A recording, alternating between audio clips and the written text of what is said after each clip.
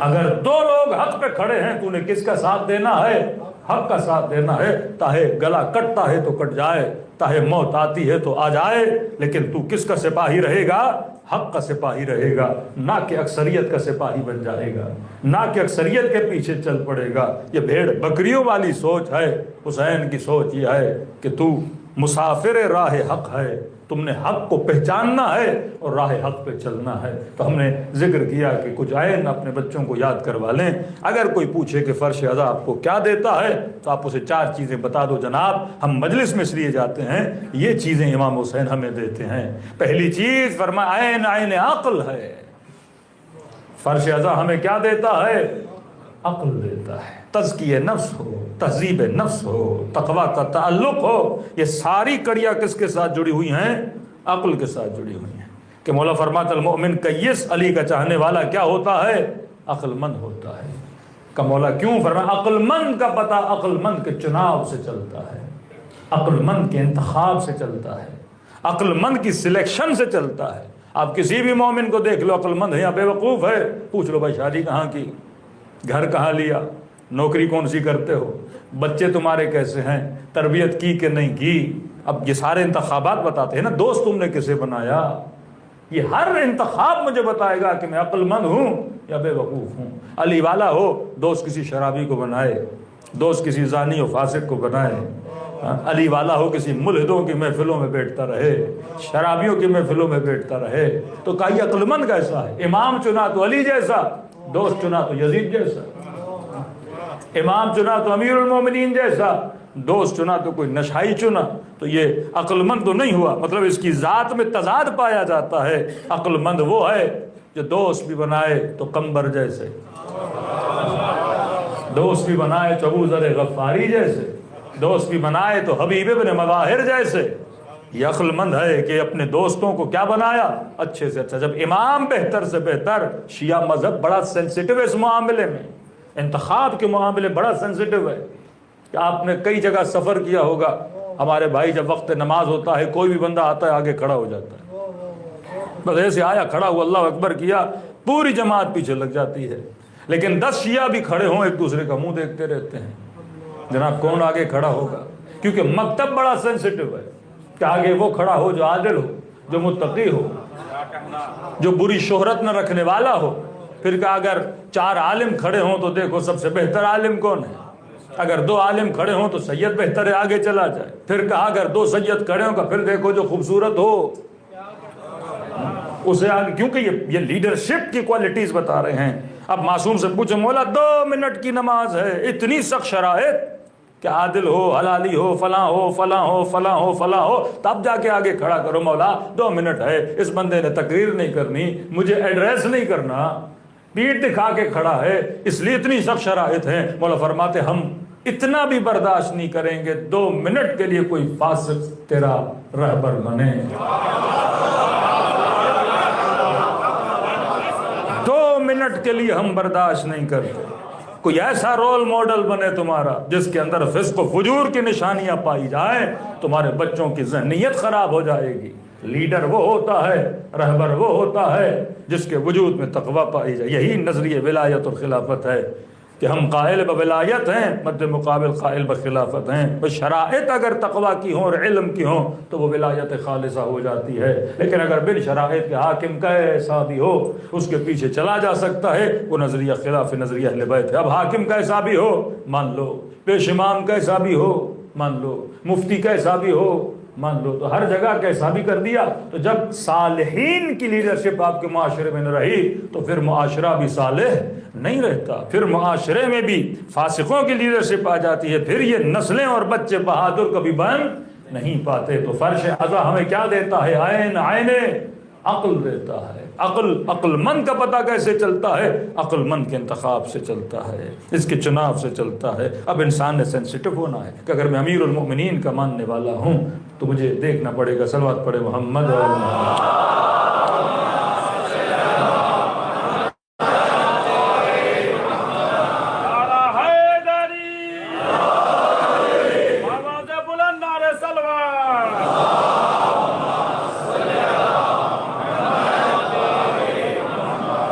تھوڑا نسلوں کو اور بچوں کو سمجھانے کے لیے مثال دے رہا ہوں. دیکھیے عرب کنٹریز میں آپ رہتے ہیں, عرب لوگ اپنے سر پہ ایک چیز رکھتے ہیں, ہاں اس کو کیا بولتے ہیں, آپ اگال بولتے ہیں لیکن اصل میں اقال ہے, ٹھیک ہے. عربی میں گاف تو ہے نہیں, اب عامی عربی میں گاف بھی ہے اور سب کچھ ہے, جسے بولتے ہیں اقال. اقال نکلا عقل سے. اقال کیوں بولتے ہیں؟ یہ سمجھو عرب لوگوں کی گاڑی کی چابی تھی. اب کہیں گے مولانا یہ چابی کیسے تھی؟ کیونکہ پہلے ان کی سواریاں کیا تھیں؟ اونٹ تھا. اب ظاہر ہے سفر کرے, لمبا سفر کرے, صحرا میں پہنچے, رات کو اس کو سونا بھی ہے. اب جناب سو گئے اور اونٹ بیٹھا اور بعد میں اٹھ کے چلا گیا, اس کی گاڑی تو چلی گئی نا. یہ جناب کیا کرے, صحرا میں تر بتر ہو جاتا. تو یہ ہمیشہ اپنے سر پہ اقال رکھتے تھے. اقال سے کیا کرتے تھے, یہ اپنے اونٹ کا گھٹنا کیا کرتے تھے, باندھ دیتے تھے, گرہ لگاتے تھے تاکہ اونٹ نہ بھاگے. ٹھیک ہے, تو کسی چیز کو گرہ لگانے کو کہتے ہیں اقال, کسی چیز کو باندھنے کو کیا کہتے ہیں, اقال. اب کا مومن کون؟ عقل مند, جو گرہ لگانا جانتا ہو, جو باندھنا جانتا ہو. دیکھو سب سے پہلے میں نے اس بدن کو اپنا عبد بنانا ہے, پھر میں جا کے خدا کا عبد بنوں گا. اگر بدن میری غلامی ہی نہ کر سکے تو میں خدا کا غلام کیسے بنوں گا؟ ہمارا مسئلہ یہ ہے کہ جسے ہمارا خادم بننا تھا ہم اس کے خادم بن گئے, جس نے ہماری خدمت کرنی تھی ہم اس کی خدمت میں لگ گئے. اسی فلسفے کو اگر آپ سمجھ لیں تو کئی نسلیں آپ کی سوال کریں گی کہ جناب یہ پروردگار عالم کے لیے کہا جاتا ہے کہ خدا 40 ماہوں سے زیادہ محبت کرتا. اب یہ ٹاپکس تھوڑے رمضان وغیرہ کے ہیں لیکن میں اشارہ صرف کر رہا ہوں تاکہ ذہن سازی آپ کی ہو جائے. کب اگر خدا 40 ماہوں سے زیادہ پیار کرتا ہے تو میری ماں تو مجھے بھوکا نہیں دیکھ سکتی, پیاسا نہیں دیکھ سکتی. یہ کیسا خدا ہے جو ماں سے زیادہ پیار کرے, 12 گھنٹے مجھے بھوکا رکھے, کہ روزہ رکھو, پانی نہیں پینا, کھانا نہیں کھانا. بھوک سے بندے کا برا حال ہو جائے, اور کویت کی گرمی بھی ہو, بندہ مزدور بھی ہو, آفس میں کام بھی کرے تو بندہ بے حال ہو جاتا ہے. روزہ اگر یورپ کی کسی کنٹری میں رکھا جائے, کہیں 22 گھنٹے کا روزہ, کہیں 18 گھنٹے کا روزہ, بھئی اللہ کو ملتا کیا ہے مجھے بھوک دینے سے, مجھے پیاس دینے سے. تو یہاں سب سے پہلے جو ہم غلطی کرتے ہیں, ہم سمجھتے ہیں روزہ میرے لیے ہے, ہم سمجھتے ہیں یہ بھوک میرے لیے ہے, ہم سمجھتے ہیں یہ پیاس میرے لیے ہے, کیونکہ میں جسم کو میں سمجھتا ہوں جبکہ جسم میں نہیں ہے. فرق کر جسم کے اندر اور روح کے اندر. روزہ جسم کے لیے ہے, روح کے لیے نہیں ہے. بھوک جسم کے لیے ہے, روح کے لیے نہیں ہے, کیونکہ بھوکا جسم رہتا ہے, پیاسا جسم رہتا ہے. اللہ 30 دن اس جسم کو ٹریننگ دیتا ہے کہ یہ جسم اگر کھائے گا تیری مرضی سے کھائے گا, اگر یہ پانی پیے گا تو کس کی مرضی سے پیے گا, تیری مرضی سے پیے گا, نہ کہ یہ جسم تجھے اپنا غلام بنا دے. جب اس کا من آئے تجھے کہے فلاں چیز کھانی ہے, آپ نے میٹھا کھا لیا, آپ نے یہ چیز کھا لی, آپ کسی دکان پہ چڑھے, یہ اپنی خواہشات کو بتاتا رہا اور آپ جسم کا پیٹ کیا کرتے رہے, بھرتے رہے, یہاں تک کہ یہی جسم آپ کی موت کا کیا بنا, سبب بنا.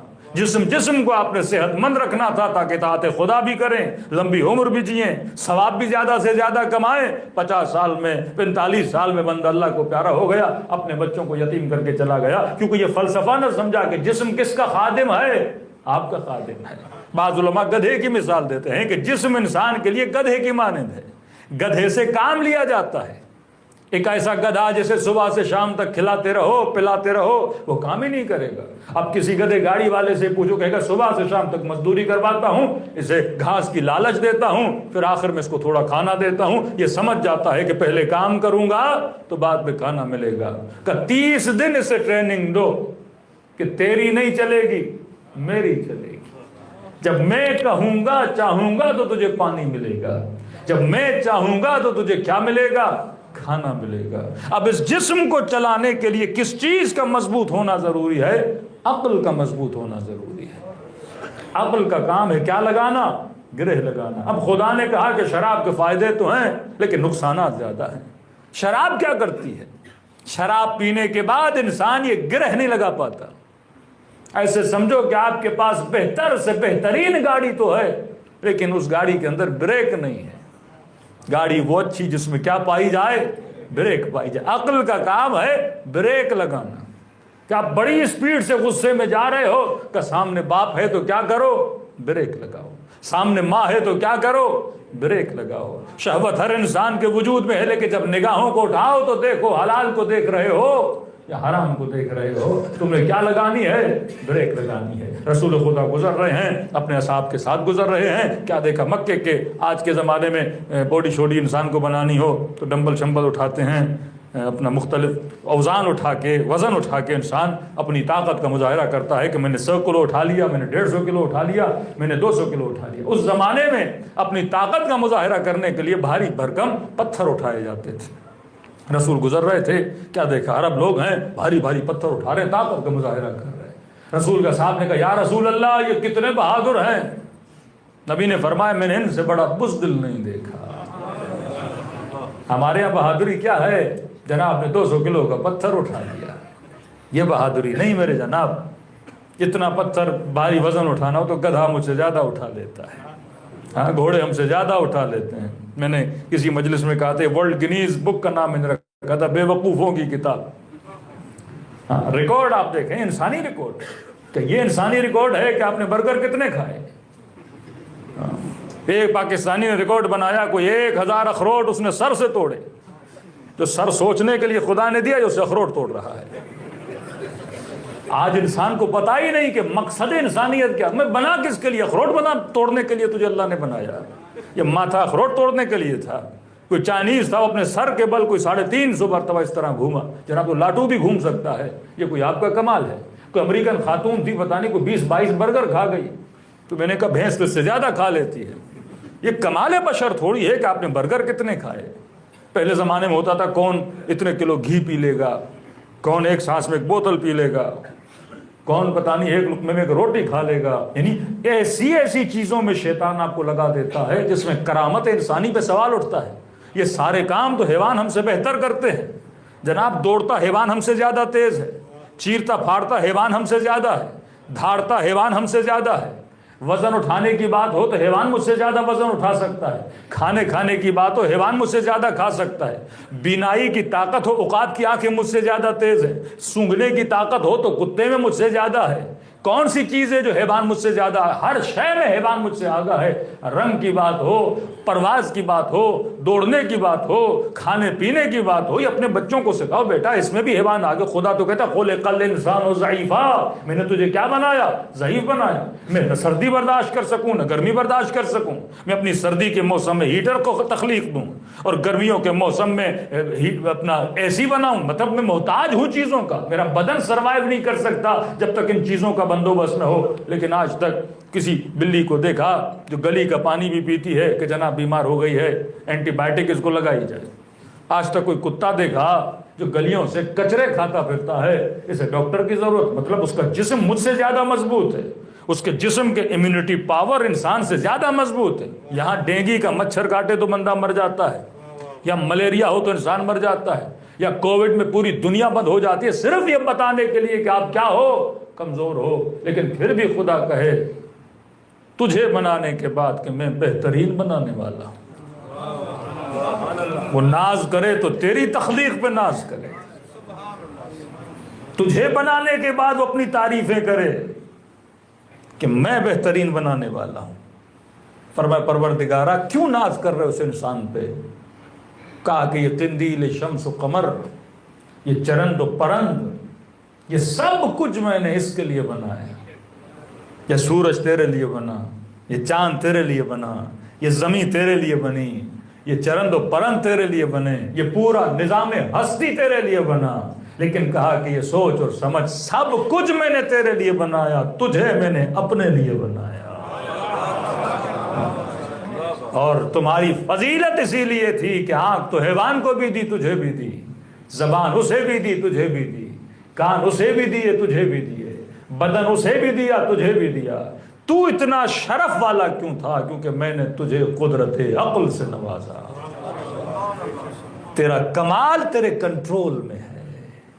شیر کنٹرول نہیں کر پاتا اپنی درندگی پر، حیوان کنٹرول نہیں کر پاتا اپنی شہوت پر، اپنی بھوک پر۔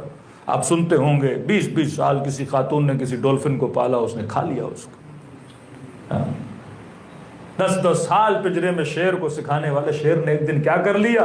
کھا لیا، کیونکہ اس نے اپنی درندگی پر کنٹرول نہیں ہے۔ یہ انسان ہے جو اپنی درندگی پہ کنٹرول کرتا ہے، یہ انسان ہے جو اپنی آنکھوں پہ کنٹرول کرتا ہے، اور اسی کنٹرول کا نام کیا ہے؟ عقل ہے۔ جس کی عقل جتنی مضبوط ہے وہ اتنا بڑا انسان ہے، اور جس کا اپنی عقل پر کنٹرول نہیں ہے، فرمایا اولئک کالانعام بل ہم اضل، وہ حیوان ہے بلکہ حیوان سے بدتر ہے۔ کیونکہ شیر کتنا بھی درندہ بن جائے، پوری زندگی اس کی کاؤنٹ کر لو، شاید 70 ہرن کھا لے، 100 ہرن کھا لے، 200 ہرن کھا لے، 400 ہرن کھا لے، لیکن فرمایا جب انسان درندگی پہ آتا ہے تو فلسطین میں 40,000 لوگوں کو لقمہ اجل بنا دے۔